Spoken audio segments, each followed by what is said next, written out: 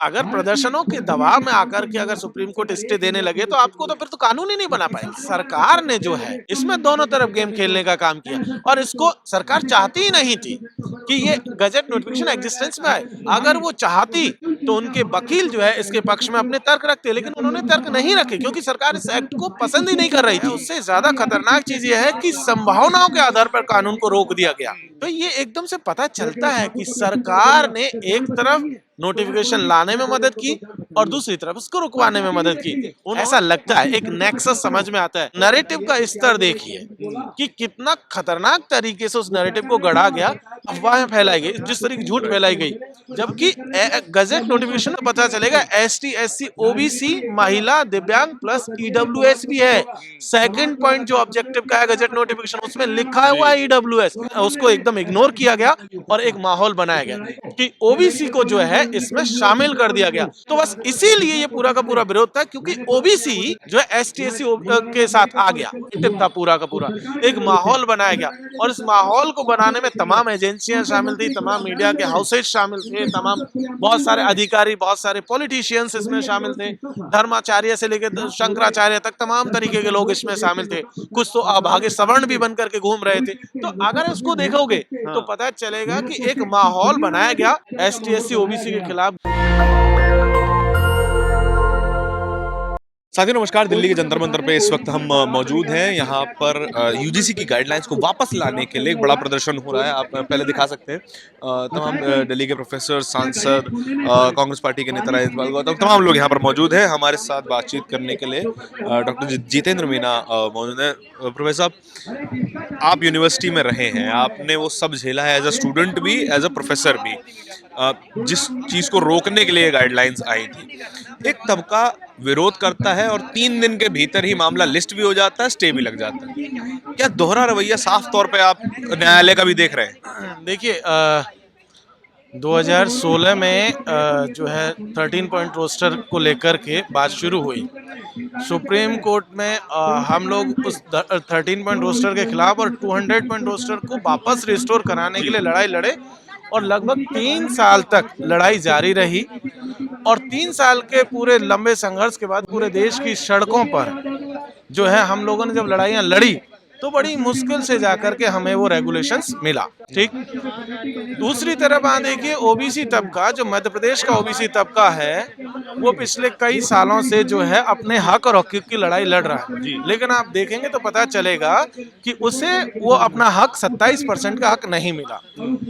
छत्तीसगढ़ के भीतर आदिवासी तबका अपने 32% आरक्षण की मांग को लेकर के लड़ाई लड़ रहा है, लेकिन उसे वो अपनी जनसंख्या के अनुपात में आरक्षण नहीं मिला। लेकिन यहाँ एक एक्ट है जो 13 जनवरी को आता है, एग्जिस्टेंस में आता है। 15 एक्ट भी नहीं है, केवल गाइडलाइन है, नोटिफिकेशन था जो 13 तारीख को जो है आपका जनवरी को वो शुरू होता है और 29-30 तक आते आते उस पर रोक भी लग जाती है। कोई ऑल इंडिया प्रोटेस्ट भी नहीं हुआ, सिर्फ कुछ सोशल मीडिया पे चला, कुछ मीडिया हाउसेज ने चलाया और उसी के बेसिस पर जो है रोक लगा दी गई। इंटरेस्टिंग चीज ये है, उससे ज्यादा खतरनाक चीज ये है कि संभावनाओं के आधार पर कानून को रोक दिया गया। ये एक तरीके से ऐसी बात है कि पुलिस डिपार्टमेंट कहे कि भला गांव में चोरियां बहुत बढ़ गई और इन चोरियों को रोकने के लिए इस गांव में जो है पुलिस चौकी बना देते हैं और उस गांव के कुछ चोर इकट्ठा होकर के पुलिस चौकी का ये कहते हुए विरोध करें कि ये तो हमारे मानवाधिकारों का हनन है, इससे हमारी प्राइवेसी का हनन हो जाएगा। और वो गांव के जो पंच परमेश्वर जो हैं, जो उन्हीं के अपने लोग हैं, उनके पास जाते हैं और कहते हैं कि जी हमारे साथ अन्याय फैसला दीजिए, और पंच परमेश्वर फैसला सुनाते हैं कि चौकी नहीं लगेगी। ये सिर्फ केवल उसी तरीके का मामला था कि संभावनाओं के आधार पर कुछ लोग गए और उन्होंने उसको रोक लगवाया और एक तरीके से सुप्रीम कोर्ट का stay order caste based discrimination जो हो रहे हैं कैंपस में उसको लेजिटिमेसी देने का काम कर रहा है, वैधता देने का काम कर रहा है। और ये सच में बहुत खतरनाक ट्रेंड है, ये अच्छी बात नहीं है। दूसरी चीज आप इसमें देख लीजिए, जिस तरीके की इस एक्ट को, इस गजट नोटिफिकेशन को लेकर के अफवाहें फैलाई गई, जिस तरीके की झूठ फैलाई गई, हमने पूरे देश भर में देखा कि एक नैरेटिव फैला गया कि अपर कास्ट लड़की और अगर लोअर कास्ट लड़का अगर कोई प्रपोज कर देता है, आप ये देख लीजिए नैरेटिव का स्तर देखिए कि कितना खतरनाक तरीके से उस नैरेटिव को गढ़ा गया, जबकि गजट नोटिफिकेशन में महिला ऑलरेडी उसका हिस्सा है, दिव्यांग भी उसका हिस्सा है। ऑब्जेक्टिव्स में आप देखेंगे तो पता चलेगा एसटी, एससी, ओबीसी, महिला, दिव्यांग प्लस ईडब्ल्यूएस भी है। सेकंड पॉइंट जो ऑब्जेक्टिव का है गजट नोटिफिकेशन उसमें लिखा हुआ है ईडब्ल्यूएस, लेकिन उसको एकदम इग्नोर किया गया और एक माहौल बनाया गया। ये माहौल दरअसल आप देखिए 90 के दशक में जब मंडल कमीशन की रिकमेंडेशन लागू हुई, ओबीसी को आरक्षण देने की बात आई, वैसा ही माहौल तब बना था और वही माहौल अब है। इस बार अंतर इतना सा था कि ओबीसी को जो है इसमें शामिल कर दिया गया। ओबीसी के साथ जो भेदभाव हो रहा उसको भी जो है इन्होंने जो है एक्सेप्ट किया, सरकार की कमेटी ने एक्सेप्ट किया कि हाँ होता है भेदभाव और उसके बेस पर गाइडलाइन आनी चाहिए। तो बस इसीलिए ये पूरा का पूरा विरोध था, क्योंकि ओबीसी जो है एसटी, एससी के साथ आ गया और इसीलिए सवर्ण तबका पूरा का तो पूरा मतलब मैं जो समझना चाह रहा हूँ इस पूरे मामले में, जैसे विरोध होते हैं, इस बिल का भी विरोध हुआ, इस गाइडलाइंस का विरोध हुआ, पहले भी कई बिल आए हैं जिनका भरसक विरोध हुआ है। किसान बिल उनमें से है, सीएनआरसी का बिल उनमें से है। जब वो उन बिलों के खिलाफ प्रदर्शन होते हैं तब तो आतंकवादी, खालिस्तानी, अर्बन नक्सल इस तरह के टर्म्स इस्तेमाल किए जाते थे। आप भी अगर लोग जाति के खिलाफ कोई आंदोलन हो रहा है तो जातिवादी आपको कह दिया जाएगा। अब यहाँ पर जो आंदोलन हो उन्हें विक्टिम का टाइटल दिया गया कि ये विक्टिम हो सकते हैं, जनरल कैटेगरी के लोग हैं, बेचारे हैं। तो इन दोनों चीजों में डिफरेंस कैसा है? देखिए एकदम दिखता है। देखो असल में विक्टिम कौन है, पिछले अगर एजुकेशन सिस्टम का पूरा हिस्ट्री उठा करके देखेंगे तो पता चलेगा कि इस देश में तो दलित, पिछड़े, आदिवासियों के पास, महिलाओं के पास तो एजुकेशन का हक था ही नहीं। अंग्रेजों के आने के बाद ये हक हम लोगों को मिला और खास करके सावित्रीबाई फूले, ज्योतिबा फूले, डॉक्टर अंबेडकर, कॉन्स्टिट्यूशन और इन सब की बदौलत हम लोग, आप जैसे लोग यहाँ विश्वविद्यालयों तक पहुंचे, नहीं तो पहुंच ही नहीं पाते। इनकी जो हेजिमनी थी, जिस तरीके की इनकी प्रणाली रही, उसमें तो हमारे लिए कोई जगह ही नहीं थी। लेकिन यहाँ हम थे असली विक्टिम। लेकिन दूसरी तरफ जब आप देखेंगे तो पता चलेगा कि एक नए विक्टिम, पोटेंशियल विक्टिम कह करके कि संभावना है कि हम विक्टिम हो सकते हैं, ये कह करके उस एक्ट को जो है रोकने की कोशिश हुई, जो कि सरासर गलत है। मेरा ये मानना है कि देखो किसी भी कानून के दुरुपयोग की हमेशा संभावना रहती है। क्या जो है पुलिस से जुड़े हुए कानून है, महिलाओं से जुड़े हुए कानून है और भी तमाम तरीके के कानून, क्या उनके दुरुपयोग की संभावना नहीं रहती? संभावना हमेशा रहती। इसीलिए तो कमेटी बनेगी, कमेटी जांच करेगी।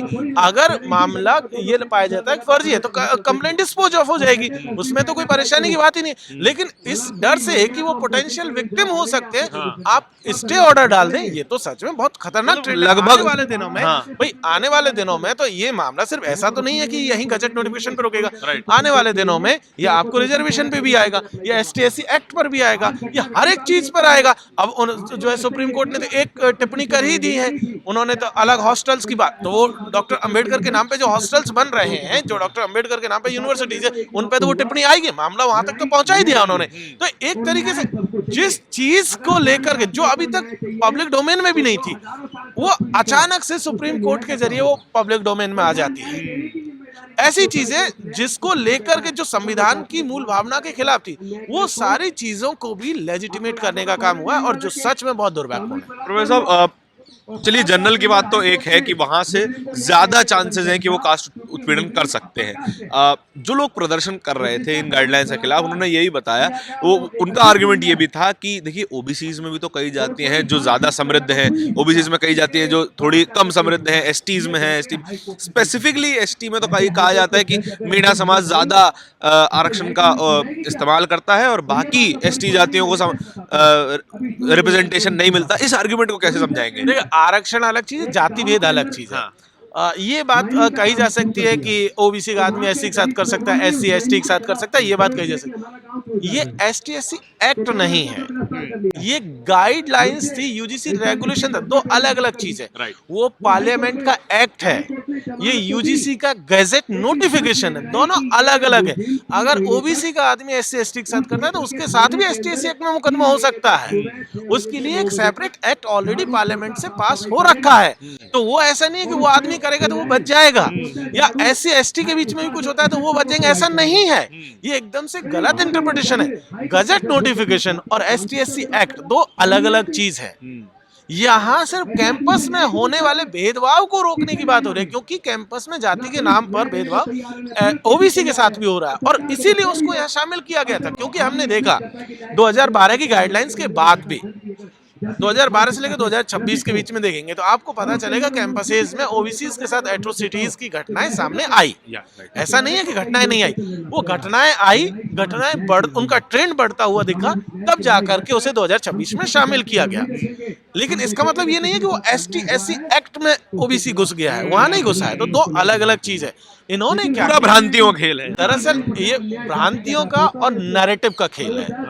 एक डोमिनेंट नैरेटिव बनाया गया एसटी एससी ओबीसी के खिलाफ, गजट नोटिफिकेशन के खिलाफ। ये नैरेटिव था पूरा का पूरा, एक माहौल बनाया गया और इस माहौल को बनाने में तमाम एजेंसियां शामिल थी, तमाम मीडिया के हाउसेज शामिल थे, तमाम बहुत सारे अधिकारी, बहुत सारे पॉलिटिशियंस इसमें शामिल थे, धर्माचार्य से लेकर शंकराचार्य तक तमाम तरीके के लोग इसमें शामिल थे। कुछ तो अभागे सवर्ण भी बन करके घूम रहे थे। तो अगर इसको देखोगे तो पता चलेगा कि एक माहौल बनाया गया, कहीं कोई प्रदर्शन नहीं हो। क्या कोई ऑल इंडिया लेवल का कोई प्रदर्शन था? नहीं था। क्या जो प्रदर्शन भी थे मैंने अपनी आंखों से विटनेस किया है, उनमें 20 लोग 50 लोग से ज्यादा नहीं थे। बिल्कुल। तो ये ऐसे अगर प्रदर्शनों के दबाव में आकर के अगर सुप्रीम कोर्ट स्टे देने लगे तो आपको तो फिर तो कानून ही नहीं बना पाएंगे, फिर तो पार्लियामेंट भी दबाव में काम करेगी, फिर तो सुप्रीम कोर्ट आगे से भी दबाव में काम जैसे करेगी। आपने अपने वक्तव्य में भी कहा कि जब स्टे नहीं लगा था तब तो जातिवाद था, क्या कहते हैं कि भेदभाव फैलाने वाली बात थी। जैसे ही स्टे लग जाता है तो मीडिया पे हेडलाइन चलती है कि ब्राह्मण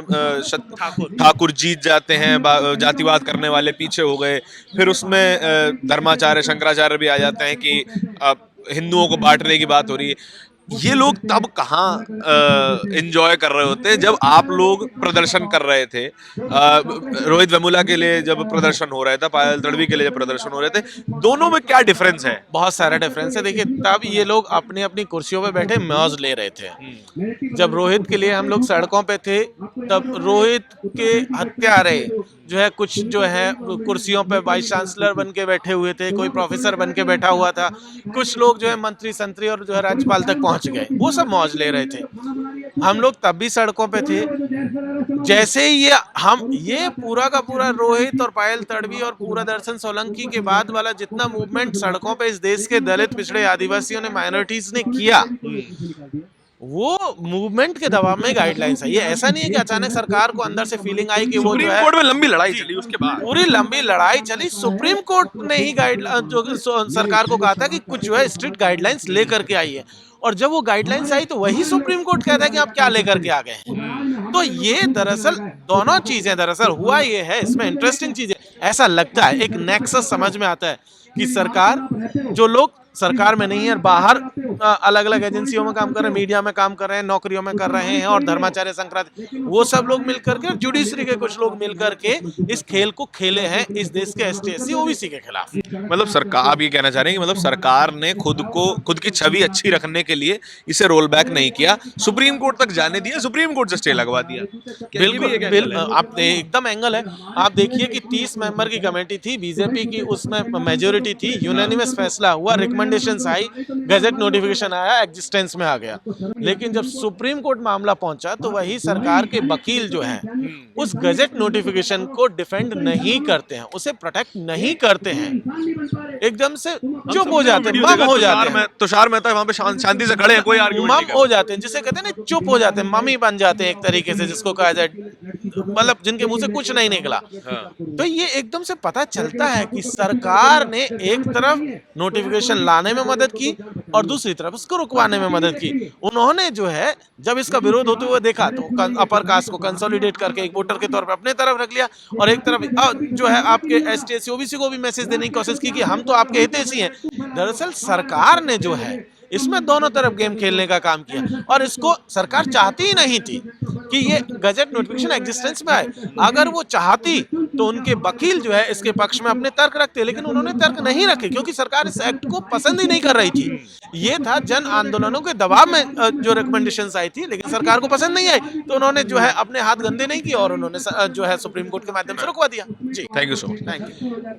देखिए, इस पूरी चर्चा में एक बात तो साफ हो जाती है कि इस पूरी प्रक्रिया में दोनों हाथों में लड्डू अगर किसी के हैं तो वो फिलहाल के लिए सरकार के हाथ। एक तरफ सुप्रीम कोर्ट में कुछ ना कहकर सवर्णों को साध लिया गया, दूसरी तरफ SC ST OBCs और माइनॉरिटीज को प्रोटेक्शन देने के नाम पर कह दिया कि हम तो देखिए गाइडलाइन लेकर आए थे।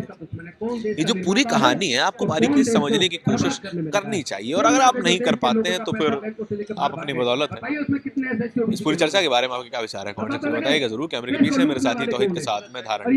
बहुत बहुत धन्यवाद। नेशनल दस्तक की आपसे गुजारिश है कि अगर इसको बचाना चाहते हैं तो नेशनल दस्तक को सब्सक्राइब करने के लिए रेड कलर के सब्सक्राइब बटन को दबाएं, फिर बेल आइकन की घंटी दबाएं। नेशनल दस्तक को बचाने के लिए बहुत जरूरी है कि हर खबर को शेयर करें, लाइक करें, कमेंट जरूर करें।